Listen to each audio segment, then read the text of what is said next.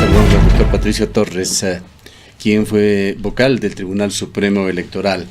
Doctor Torres, muy buenos días. Las palabras del presidente de la República, un tanto enredadas, pero sugieren que debería haber un baño de verdad en este tema. ¿Qué ha pasado en Ecuador con esto de las campañas electorales, con el financiamiento de campaña, con la falta de control, con la falta de transparencia, que es algo histórico? No es de ahora, ahora llega a niveles absolutamente escandalosos. Recordemos los problemas que tuvo Yamil Mahuado, que han tenido otros candidatos. Cuantitativamente nada tienen que ver con lo que está sucediendo ahora. El problema fue similar, pero ahora da cuenta realmente de una degradación moral total del Ecuador. Buenos días y muchísimas gracias. Sí, pues no tanto, referirme al famoso agujero negro hablado por el presidente de la República en este denominado diálogo, pero que creo que con sus palabras está evidenciando un hecho. Hay un reconocimiento tácito de la forma ilegal o ilícita del financiamiento de las campañas electorales y sobre todo las campañas electorales desarrolladas durante la última década.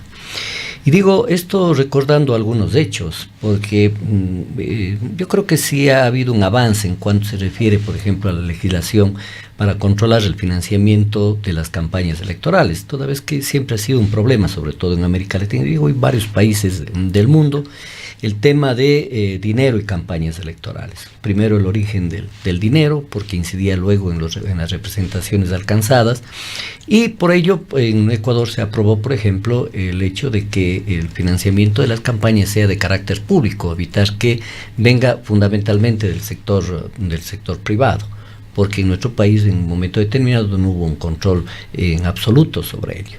Y posteriormente, en el desarrollo de la legislación, pues se fueron encontrando figuras en el cual pues se tendría la posibilidad de que el Tribunal Supremo Electoral investigue el origen de los recursos. Yo recuerdo cuando fui vocal del Tribunal Supremo Electoral, por ejemplo, una de las sanciones fue quitar los derechos políticos al expresidente de la República, Lucio Gutiérrez, por un financiamiento que encontramos pues efectivamente no justificado de su campaña electoral, con dineros provenientes del exterior y cuentas no justificadas también desde el interior, pero por montos efectivamente pequeños, pero que hubo una sanción y efectivamente se le quitó los derechos políticos y Lucio Gutiérrez no pudo ser candidato en las elecciones, por ejemplo, parlamentarias para el 2016, justo cuando salió candidato pues Rafael Correa.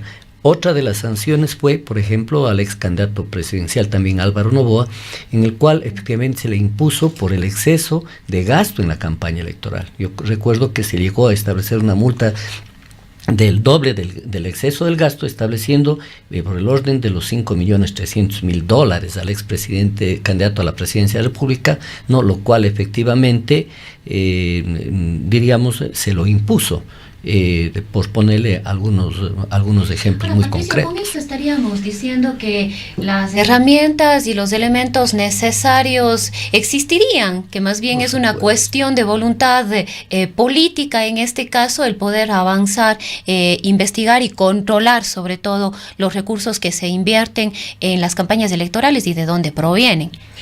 Desgraciadamente se manejó una idea durante todo este periodo, supuestamente tener, que está bien, yo considero que está bien, un órgano jurisdiccional electoral y un órgano administrativo electoral, pero al estar copado completamente estos órganos, diríamos, pluripersonales, diríamos así, por militantes de un solo partido, como fue Alianza País, efectivamente se evitaron absolutamente todos los controles. Y quiero poner casos muy concretos. El señor Paredes fue responsable financiero de Alianza País y luego fue presidente del Consejo Nacional Electoral.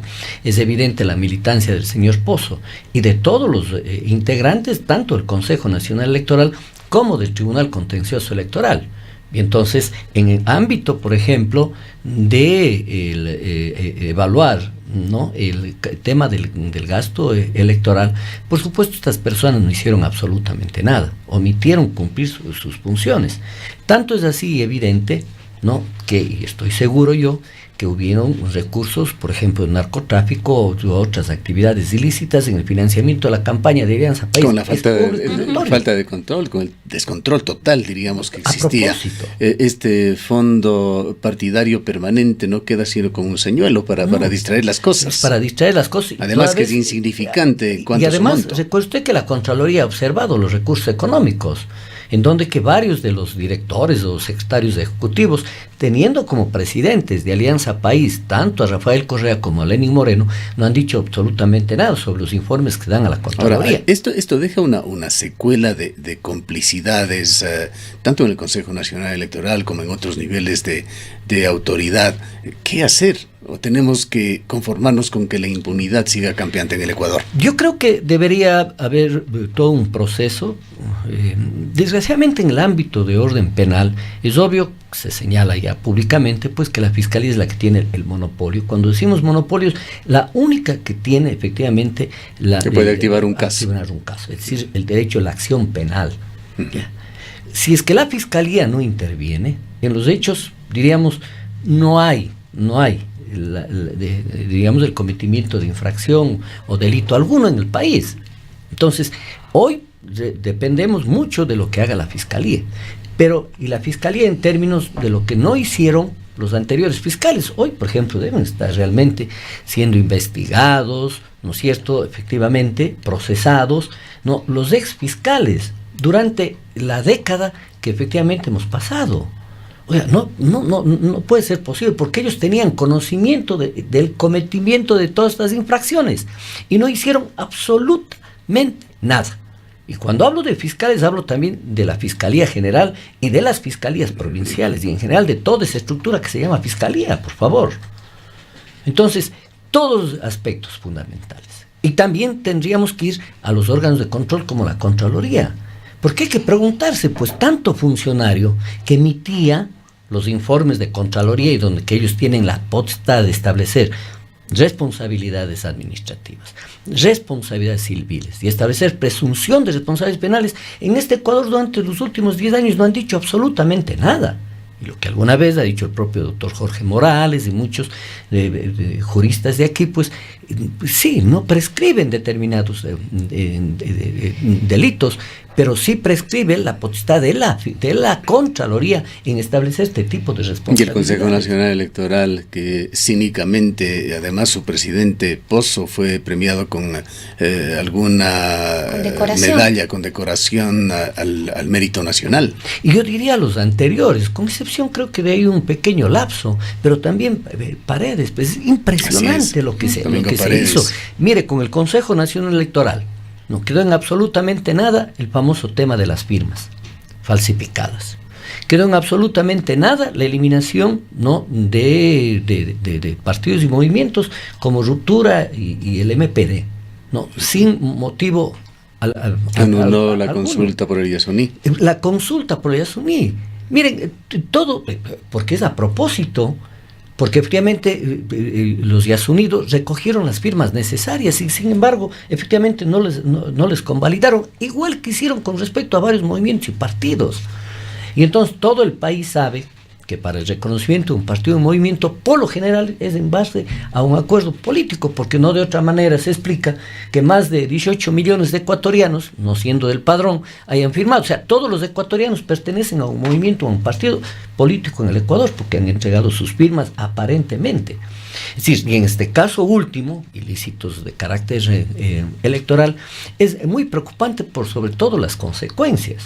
Entonces, veamos las consecuencias. Por ejemplo, era evidente, por ejemplo, que en la política colombiana el narcotráfico fundamentalmente financiaba campañas y la relación que hubo entre política y narcotráfico. Otro de los temas que se han presentado graves evidencias y las investigaciones no han avanzado, no han traído ninguna consecuencias, es el financiamiento por parte de las FARC a la campaña de Rafael Correa. Tampoco se ha hecho ningún tipo de investigación y eso le corresponde, por supuesto, escuchaba a Fernando Villavicencio, por supuesto, hay atribuciones que tienen la Fiscalía, también atribuciones que tiene el Consejo Nacional Electoral. Yo creo que el Consejo Nacional Electoral tiene una responsabilidad histórica en este momento ¿no? En este momento, efectivamente, de abrir y hacer una evaluación de todo lo que ha venido ocurriendo con respecto a las atribuciones del Consejo Nacional Electoral y en las que tiene que ver también, efectivamente, el financiamiento. Corremos el riesgo, efectivamente, de que ese financiamiento en campañas electorales ha incidido tanto en la elección de representaciones populares, que esas mismas serían ilegítimas y que tendrían que efectivamente haber una respuesta por parte de nuestro país. Caso contrario, corremos el riesgo. Bien, señala Mil Hojas de que Odebrecht y estas otras compañías ponían presidente en Ecuador, pero también ponían alcaldes, también ponían prefectos. Pero por supuesto, porque está vinculado mucho, efectivamente, la contratación de obras con respecto al financiamiento, efectivamente, de determinadas campañas electorales. Y entonces ahí le corresponde al Consejo Nacional Electoral. Es tan evidente, no digo la última campaña electoral, pero las anteriores, durante estos últimos 10 años, el excesivo gasto de las campañas electorales. Pero eso sirve... Sí, ahora, por lo menos en lo que la provincia de La Suay se refiere, fue lo contrario, fue un rechazo a las grandes chiqueras por parte de la población. Pero digo, en un momento determinado, este financiamiento tienen el objetivo fundamental, efectivamente, de ganar las elecciones, para eso financian. Pero lo otro también es efectivamente para encubrir y lavar, por ejemplo, activos, porque son millones que se juegan, ¿no? Y mire usted, todas las denuncias tienen esas típicas características, es decir, los supuestos aportes personales, aportes empresariales, ¿no? Aquí he gastado acá, y efectivamente, como no tenemos un sistema financiero que también, mire usted, los órganos de control financiero, la superintendencia de bancos, etcétera, porque con respecto a cualquier ciudadano, si usted hace, por ejemplo, pagos por el orden superior a los $5,000, usted tiene que cumplir determinados requisitos. Pero aquí no ha habido ese control y nosotros vemos que los recursos que se han movido en nuestro país son millonarios. Tanto es así, yo personalmente creo, ¿no?, que en nuestro país hay una protección, ¿no?, en los hechos del dinero ilícito entrado vía campañas. Una entidad de la cual usted se ha olvidado de mencionarla hasta el momento es el Servicio de Rentas Internas. ¿Cómo se pagaban cuentas de DJs, de meetings, de cualquier gasto de campaña, de sándwiches, seguramente con facturas emitidas a la compañía X, a todas estas compañías que luego fueron gigantescos contratistas del Estado sin que pasen absolutamente detectadas por ningún control? Y el propio Servicio de Rentas Internas sabe mucho sobre el tema de sobre todo de la evasión tributaria, producto efectivamente de que hay recursos, diríamos, miremoslo en su contexto en la economía ecuatoriana. Se hablaron alrededor la Comisión Anticorrupción y muchos organismos internacionales, en fin, ¿no?, de la posibilidad de que en el tema de la corrupción en nuestro país ha sido bárbaro, diríamos, recursos por más de $60,000 millones. ¿Qué significa para una economía con un Producto Interno Bruto de $100,000 millones? Es decir, es de tal magnitud la corrupción en el se Ecuador. hipotecó el futuro del Ecuador, eso es auténtico. Pero además de esto, los órganos de control, lo que usted dice, el Servicio de Rentas Internas, Superintendencia de Bancos, etcétera, ¿no? Es obvio que ellos tenían conocimiento del movimiento financiero en nuestro país, porque si no es imposible. Hay incluso contribuciones del Banco del Pacífico a estos fondos. A estos fondos, por supuesto. Y usted encontrará también financiamiento de varias instituciones financieras. Y entonces usted vincula mucho grupos económicos con financiamiento de campañas electorales. Yo creo que todos los cuencanos, ecuatorianos, sabemos que efectivamente representantes de los grupos financieros, y lo dicen públicamente, sí, yo apuesto a varias candidaturas e invertimos en esas campañas electorales, porque efectivamente están precautelando sus intereses. Y yo creo que, por ejemplo, lo que se acaba de denunciar es uno de los aspectos más del financiamiento de las campañas electorales, y en este caso de la campaña del partido, que mantuvo, además, diríamos, por concepción, un modelo autoritario y, por supuesto, lo lumpesco de hacer la política. Entonces, ellos generaron también una casta en donde todos se movían, diríamos, más o menos al mismo ritmo. Es decir, todos cogían dinero. No, yo no creo que va a haber ningún dirigente de Alianza País, y créanse, exento de responsabilidades. Ninguno, porque es público y notorio que todos se han enriquecido. todos, absolutamente. Pero de lo que oímos siguen hablando y actuando con el mismo cinismo. Así es, desgraciadamente. Y todavía tienen ellos un recurso de orden político. Los mismos resultados electorales, si bien de caída, Revolución Ciudadana de Correa, pero no deja de tener 3 concejales en el Cantón Cuenca, no deja de tener la prefectura en Pichincho, la prefectura, imagínese usted, Manabí, donde se ha denunciado un conjunto de hechos, pero eso ya es una realidad o consecuencia, sobre todo pues de una práctica política en el Ecuador que tiene que ver mucho con el populismo, diríamos, como expresión política todavía en el Ecuador. Bueno, yendo a otro tema, doctor Torres, usted está actualmente independiente en política, luego de, no sé, 4 décadas de militar en el Movimiento Popular Democrático. ¿Qué pasó con esto? ¿Cómo está esta reestructuración del MPD? ¿Cómo está Unidad Popular? Sí, bueno, había un distanciamiento, por supuesto, con Unidad Popular. No soy parte de sus filas, de ninguna instancia organizativa. Y con un grupo de compañeros nos hemos unificado en torno a una organización que le hemos denominado en este momento Frente Amplio, de caras a exigir efectivamente la reestructuración del Movimiento Popular Democrático a instancias de que el Consejo Nacional Electoral, diríamos, devolvió en términos generales la personería jurídica al MPD. Aspiran a reestructurar el viejo partido. A pesar de que, diríamos, en este caso el director nacional último, quien habla, incluso elaboramos nuestra denuncia al presentar en la Comisión Interamericana de Derechos Humanos por la violación de derechos fundamentales aquí, pero no se ha convocado ningún tipo de reunión. Nosotros estamos insistiendo efectivamente de que pueda haber la convocatoria a una reunión, sobre todo para ir definiendo un campo, creo que importante, sobre la actuación de la izquierda en el Ecuador. ¿Es un movimiento a nivel nacional? Sí, es un movimiento a nivel nacional que estamos exigiendo una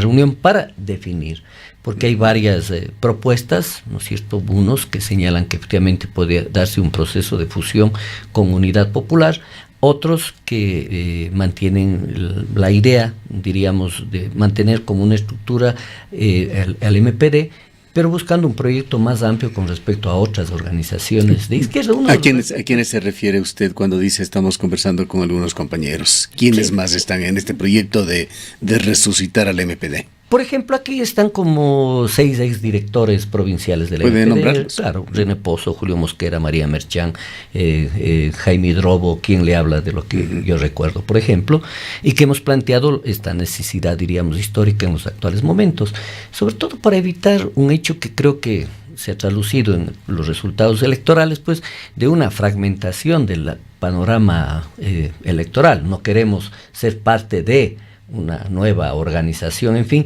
sin tomar en consideración que efectivamente hay una tendencia de izquierda que todavía tiene un margen de acción, pero creo que tiene que superar muchas limitaciones y proyectarse sobre todo para el futuro, ser realmente una opción, ¿no?, de gobierno tanto local como nacional. Bien, queremos agradecerle por su presencia. Han escuchado al doctor Patricio Torres, ex vocal del Tribunal Supremo Electoral, comentando este caso del arroz verde 502.